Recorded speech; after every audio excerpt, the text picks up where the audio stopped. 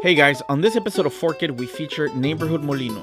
They're a tortilleria project in the RGV grinding heirloom maíz pa la gente. I had the opportunity to try their brunch menu and was met with a lot of delicious surprises. Let's check them out. Hi, I'm Andres Garza, and I'm the owner and chef from Neighborhood Molino.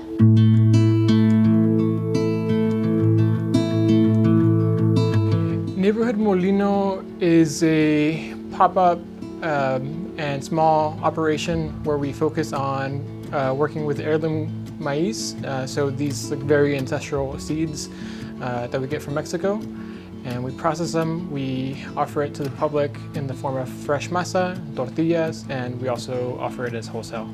So I moved to the Valley when I was 8 years old. I was born in Monterrey, and then I came here, and this is what I call home. You know, I grew up here, I made all my friends here, I went to high school here, middle school.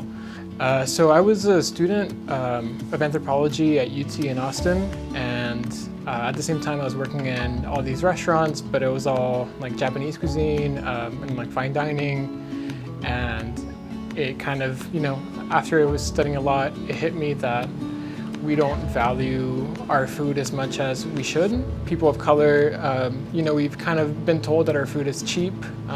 We pay 50 cents for a taco, $1 for a taco, and it's just, you know, to be making the tortillas from scratch, from grain to masa to tortilla, and also hearing about the process that these farmers go through and the hardships that they've endured. It's, you know, it's a lot to kind of take in and a lot to kind of relearn and really figure out a way to revalue our food and eat real food at the same time. A lot of the tortillas we eat nowadays are all made out of maseca, you know, and it's accessible, it's good, but it's not healthy for us. It's like filled with carcinogens. It's been something that, you know, erased all this culture of these different corns that we have, all these different colors. And heritage, you know, whenever we started out, it was funny because this is just kind of like corn, right? And it's like, how can corn and maize be exciting? It's like, but it's very exciting. It's like the foundation of the food, and from that, like, we can do so much. And you know, we've been really privileged and lucky that local restaurants have been supporting us, buying wholesale. And right now we're kind of trying to focus in on showcasing our food a little bit more, but still giving an access point to this fresh masa. So for this one, the Zacahuil Benedict. The Zacahuil is a traditional dish from the Huasteca region, where my family's from. It's been done for thousands of years, and usually it's a giant tamal that is cooked underground. The myth, the legend is that they would kill people that would invade the region, chop them up into pieces, and then put them in this giant tamal. It's like the size of a human body. And then in the morning, the village would eat them. So it's a little bit of homage to that, but also to my family. So this is a summer squash tostada. It's got roasted squash, amaranth salsa macha, hummus de maíz. And it looks really pretty. Hummus is interesting. That salsa they put on there smells great. Wow, it has a lot of flavor.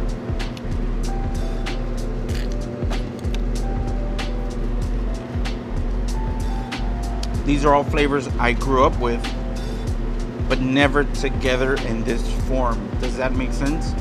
A bit of sweetness from the squash, and of course that corn taste from the tostada and the hummus. Cilantro is always gonna add some freshness to anything you put it on.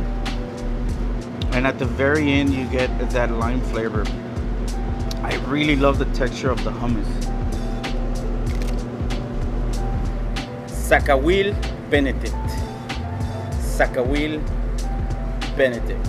So this is basically, essentially, a pork tamal. It has a poached egg, as y'all saw, mesquite crema, salsa verde, pickled carrots, and a whole lot of love. First, let's try the bare bones of the dish, which is the tamal. Try to get just tamal for this bite. Yum! So much flavor from that chile colorado. Let's try to get a little bit of everything. Let's come construct the perfect bite. Little bit of egg, little bit of egg yolk, some radish, locally sourced radish.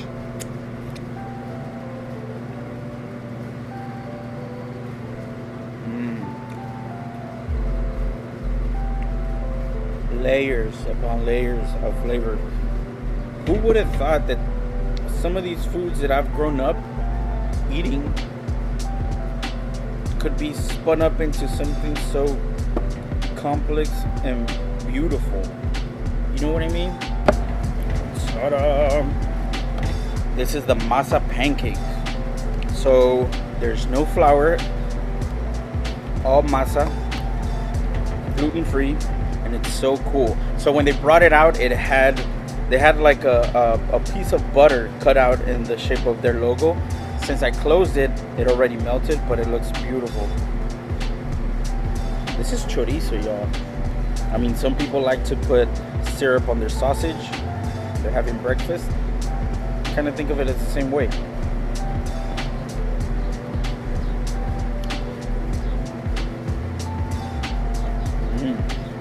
This is so good.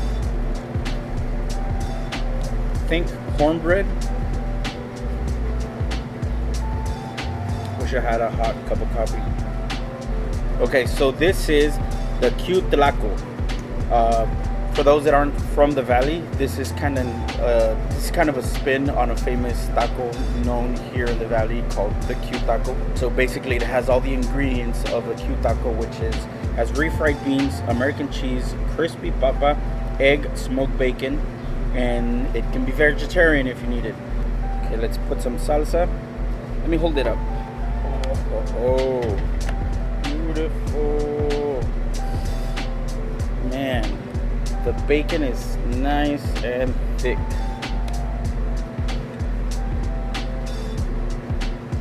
Bro. Wow. There's kind of like a smoky flavor going on in here. This is freaking awesome. Yo. Everything's been incredible. I'm so excited about these dishes. I'm so excited for you guys to come and try it. Every dish has been a surprise. Come check it out. So we're here at TC Sweets every Sunday from 10 a.m. to 3 p.m. And we have a little bit of outdoor dining available, takeout and curbside as well. And yeah, the website is neighborhoodmolino.com.